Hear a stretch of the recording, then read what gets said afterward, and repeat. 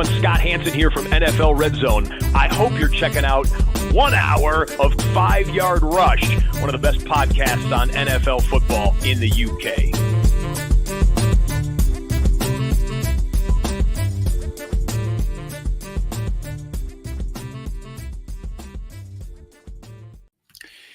Hey there, Rush Nation. Here we are back with the Fantasy Football Bible Part 2.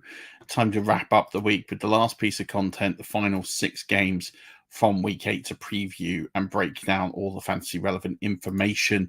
So we've got the late slate game, Sunday Night Football and Monday Night Football. So 6 games to preview, I believe. Might be 7, actually. Let's do the right count.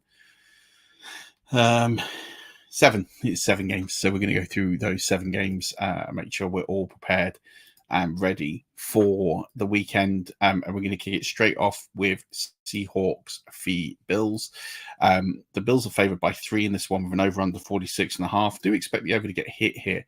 I think it will be a case of Buffalo need to show a little bit more in terms of offensively. They probably haven't quite opened the taps, whether Seattle have been brilliant offensively, but perhaps struggling a little bit defensively. So can see this as an opportunity for these teams to really push on and make a case for being strong postseason candidates. So it should be a really, really good game and should have plenty of points as well and be good for fantasy as well. One thing to note is that DK Metcalf is questionable for this game. He is not in my ranks currently. I'm working on the assumption he will be missing, but you keep an eye and monitor that information as we get closer to the time. But I'm working on the assumption he will not play as it stands this week. But obviously information can change. As we saw with Puka Nacua last night, I did not expect him to play. And yet there he was, and he was playing, and he was fantasy relevant, which we didn't expect. So it is, one of those things you just got to keep an eye on and keep up to date with the latest information. I'll start with the quarterbacks here, both fantasy viable. Josh Allen is quarterback 4 this week in my rankings. Geno Smith is quarterback 8 this week. Moving on to the running backs, I do have Kenneth Walker, who's carrying a questionable tag at 13, although I do think he could probably finish a little bit higher than that. So I've got him as a conservative 13, but can see that potentially changing as well. James Cook is at running back 23 here. I do have Charbonnet getting a little bit of work here because of that questionable tag. He's at running back 34. But we have seen it where Walker has had a tag and yet has been given all the workload. So I'm probably a little conservative just given where I am, and I might change these ranks just depending on how the practices go over the next couple of days. The wide receivers aren't ranked too highly in this game. As I said, DK Metcalf, I don't have practicing. I don't have in my ranks because I'm not sure he's going to be there. So I've got Jackson Smith and Jigba. He is my wide receiver 20, and he's the highest rated wide receiver in this game. I've got Khalil Shakir at wide receiver 36, Amari Cooper, wide receiver 42. Just think he's going to take a bit of time to build up and get used to the playbook. If you saw the touchdown he scored, I think Khalil Shakir was pointing. It wasn't him. Sorry, it was Keon Coleman was telling him what route to run because he didn't know. It's those kind of quirky things. So he's at wide receiver 42 for me. Tyler Lockett, wide receiver 44. Tough matchup for him. Keon Coleman, wide receiver 60. As for the tight ends in this one, as I said, I'd probably be fading Dalton Kincaid.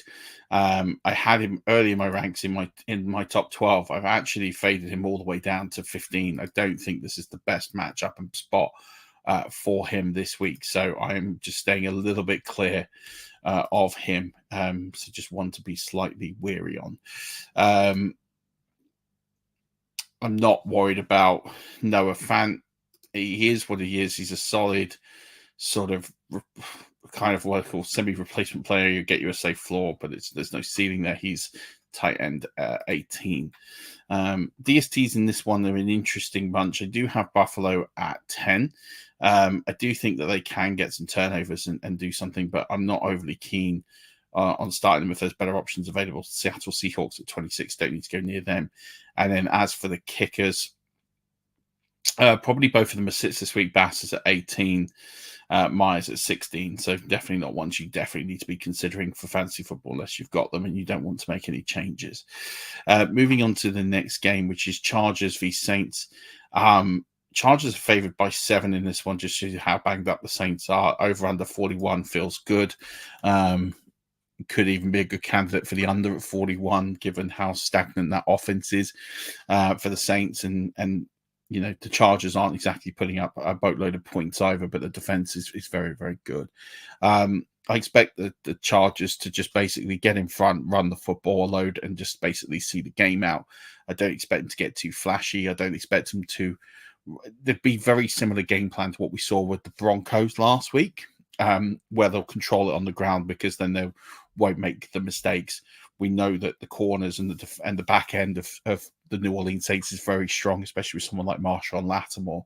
So I wouldn't expect them to get cute at all when it comes to putting the ball in the air all that much. So I think Herbert for me is really down in my ranks, and not expecting him to get too cute with this at all. So I actually have him all the way down at 28, Spencer Rattler at 29. So I'm not starting any QB in this game. When we get to the running backs, the one thing I will say is that Alvin Kamara has been playing with a broken hand. So he is at RB 11 for me this week. It has sort of stifled him a little bit, this lack of offensive production, but I expect that to get better in the next coming weeks. But still a wide receiver, a running back one for me. J.K. Dobbins is at 14 for me. Konami Vidal's one to own and keep an eye on. He's at 42. I expect his workload to increase as the weeks go on. Moving on to wide receivers. Lab McConkey's my leading wide receiver in this game, and the only one I would play. He's at 25. Everyone else 45 and below is Chris Olave. I'm actually fading Chris Olave in this one. I don't want him in my starting lineups unless I can avoid it. He's got a questionable tag. He also doesn't have a great matchup, so I'm staying well clear of that one. And then also we haven't got much news on Taysom Hill other than I don't expect him to potentially be ready for this one. And even if he is, he's one that I'd be a bit cautious to start in this spot. So I think it's one to keep an eye on. I've got him out of my rankings as it stands right now, so I'm not trusting any of the tight ends in this one. So really it's all down to the DSTs. The Chargers I've got at 6. I do think that they will get some purchase against Spencer Rattler. The New Orleans Saints at 21. I don't expect Herbert to turn over the football. And then down to the kickers. I think it's going to be a week for, obviously, Cameron Dickery's at 7. But Blake Groupie, I think, will be really, really low down. He's at 26. So just things to keep an eye on when it comes to those situations. Really, in terms of this game, it's the running backs, the primary assets, and Lab McConkey, and that's really all you need to know. Nice, simple game. Really try and fade as many of these players as possible. Moving on to Commanders v Bears. Bears are favored by 3, and I think this is to do with Jaden Daniels, and this could swing back the other way if Jaden Daniels is fit. The over-under is 43.5. I think when you do take Jaden Daniels out of this game, I think that's a fair line. I think the Bears favourite by 3 probably makes a lot of sense. They're coming off a bye. They're fresh, a big win in London against the Jags. They're really rolling, and there's a real cohesive unit there. With Washington, if Marcus Mariota plays, then the whole offense has to basically take a massive step down. And that's one really to be concerned about. So, it is ruled here by this injury, and it's one to monitor. I don't think Jaden Daniels is going to go. I haven't got him in my rankings as going, but stranger things have happened. So again, one to monitor. Caleb Williams is at 17. This Washington D is pretty good. It is pretty nasty. So it's one to definitely sort of avoid and don't get too cute with in a spot here. When we come to the running backs here, DeAndre Swift is my highest ranked running back. He's at 17. Brian Robinson Jr. is at 21. I do think he suffers with no Jaden Daniels. He will shoot right up if Jaden Daniels is playing. Austin Eckler's at 31. I think he will get some additional usage this week, but I am worried about him being no more than a flex-worthy play. In terms of the wide receivers this game, I do think it's a bit thinner than normal given the context of the game. DJ Moore is at 19. I have Terry McLaurin at 27, but really I'm a bit conscious that might be a bit high. It's a volume-based recommendation is what I've got there. Keenan Allen at 34, flex-worthy play. Roman Dunze is one I'd be sitting. He is at 62. And then when it comes to the tight ends, I do actually think that Zach Ertz is going to be a volume play at 13. I've got Komet at 14. Both of these are viable to start chasing points and touchdowns. As for the defenses, the Bears, I think someone that I probably underranked when I did my initial rankings. I actually moved them up to 8th now. I had them, I think, originally at 14, but on the grounds that I think Marcus Mariota is going to play, I think there is some opportunities for them to turn over the football and to reduce the yardage down, especially as I think they'll keep the points down as well. Washington, on the other hand, I have kept at 16. I feel like they're a play, but not a play I want to chase. And then as it comes to kickers, I think it'd be a not quite a good day for Austin Seibert. He's at 14, Carlos Santos at 15. Both fine to start if you've got them, but I imagine you've probably got better options to start there. Next is Raiders and the Chiefs. Chiefs favored by 9.5, over under 41.5. Gardner Minshew back in for the Raiders here. I'm not sure I like the Chiefs at 9.5. I think if the Chiefs were all singing, all dancing, and all firing, then all day long they're the best team in football. But they really have been grinding out games, and so 9.5 feels a little bit steep. I think they'll game manage this. I think they'll look for those long drives that they go on. They'll make enough plays to win the football game. The defense will actually be the star of the show in this one for me. And I think that they'll put together a reasonable performance, but I don't think it'll be offensively outstanding. And that's why I've got Patrick Mahomes all the way down at QB 20. Who would have thought that when we were drafting him early in the season? Gardner Minshew is at QB 30. I think he's going to really struggle against this defense. And I actually think the under comes into play here quite significantly here, because I think the Chiefs D is significantly underrated. Kareem Hunt is my highest rated running back in this game. He is at running back 15. Alexander Mattison at running back 30. They're my two wide receiver options for this one.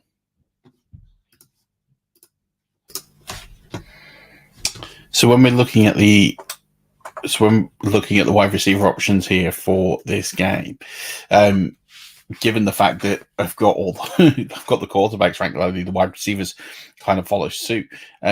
So Trey Tucker is my highest rated receiver at 41. Xavier Worthy is at 50. Hopkins, newly traded, of course, at 52. DJ Turner, 57. I'm just not confident that there's going to be a high value of wide receiver play in this game. So I'm quite happy to fade the whole lot. Although I do have Travis Kelce at 4 and Brock Bowers as my tight end 1. So I think all the passing game will go through the tight ends. I'm not expecting much through the wide receivers here, but I do like the Kansas City Chiefs DST. They're at 4 this week. Of course, you won't be playing the Raiders DST. And then the kickers as well. I've got Harrison Butker at 3, and I'm not starting. His name's just totally escaped me. I'm not starting Daniel Carson, nor have I at any point this week. This season. So yeah, keep those in your back pocket. All right, down to one of the biggest lines of the week: Broncos v Panthers. Broncos favored by 10.5 points, over under set at 41.5. And it's Bryce Young back for the Panthers this week, and this really does spell disaster for fantasy football. So this is another game, big blowout. I expect the Broncos to do most of this through the ground. I don't expect to do most of this in the air. I do have Bo Nix at 12, though. I do think he will get some passing volume, and there's definitely better matchups for him than there were last week against the Saints. So I do expect him to be able to navigate that and utilize people like Courtland Sutton a lot better, who have got much better matchups this week than they did last week. Bryce Young is ranked 32. I've got no confidence in starting him in any format whatsoever. Moving on to the running backs here, I have Javonte Williams at 16, and I think it's only because I expect him to probably tape him off because they'll have such a big lead. I actually expect that they will cap him a little bit in the back end, and maybe Estime might get a run sort of in the fourth quarter in the garbage time. Chuba Hubbard's at 26. I think he'll find this tough sledding this week, so I'm definitely staying well clear of that one. Moving on to the wide receivers in this game, and I have mentioned Cortland Sutton. He's at 30. He's my highest ranked wide receiver. I'm just a bit put off by last week not even seeing a target. That's worried me. Deontay Johnson's all the way down at 55, which is significantly low. But I am just worried with the Bryce Young combination and this defense that it's going to be too much for them. Moving on to the tight ends here, and really the only one under any form of consideration is Sanders, but to be honest, I'm not a big fan of him this week. He has got a questionable tag. I'm not sure he's going to play. So I'm fading the tight ends here in this game completely. And then the Broncos, of course, are going to be the DST1 overall. I think there's a great opportunity for them to really make a statement, as they have done many times this season. Will Lutz is definitely more than interesting in this game. I have him at kicker 5. And if you're looking for a streaming kicker, he'll be a really good one to pick up for this week. Sunday Night Football, we've got 49ers versus Cowboys. 49ers are favored by 4. The over-under set of 47. I think both of these lines are good. I think the 49ers definitely have more than enough to take care of the Cowboys, who have been woeful on defense so far this season, and probably not as firing on offense. So I expect the 49ers to really control this game all the way through and to restrict the opportunities that the Dallas Cowboys offense will have.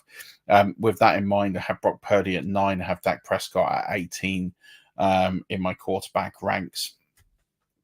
In terms of the running back situation here, Jordan Mason is at 6, though he is carrying a questionable tag. I expect him to be fine. Rico Dowdle at 32. I think there's better teams to run on than the 49ers, but I do think he will get some work and he should be sort of that flex-worthy play in deeper leagues. CD Lamb is at 2. I do expect him to have potentially quite a good week, but I worry about the rest of the supporting cast.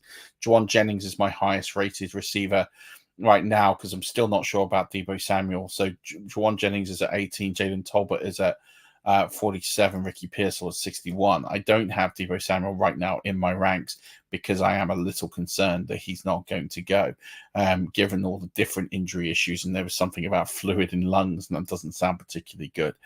George Kittle is my tight end 2 this week, and definitely feel pretty confident about that one. Trey McBride, Jake Ferguson is at 8. I feel pretty good about him as well. The 49ers DST, if you hold them, will be a good play this week. I have them at 14, but I still think that there's opportunities for turnovers that have happened and will happen. So I definitely do like them. I don't like the Dallas Cowboys DST at all this week. And then as for kicker, it looks like it's going to be Anders Carlson again. He is all the way down at 21 for me. I don't think he's going to kick many more than extra points, and unfortunately, he has a tendency to miss extra points as well. Brandon Aubrey is questionable due to potential jury service, but he is my kicker too. If he does go, I expect him to work that situation out. And that moves us on to Tuesday or Monday Night Football Tuesday, the lowest over under of the week at just 36.5. It is Giants v Steelers. Steelers favored by 6.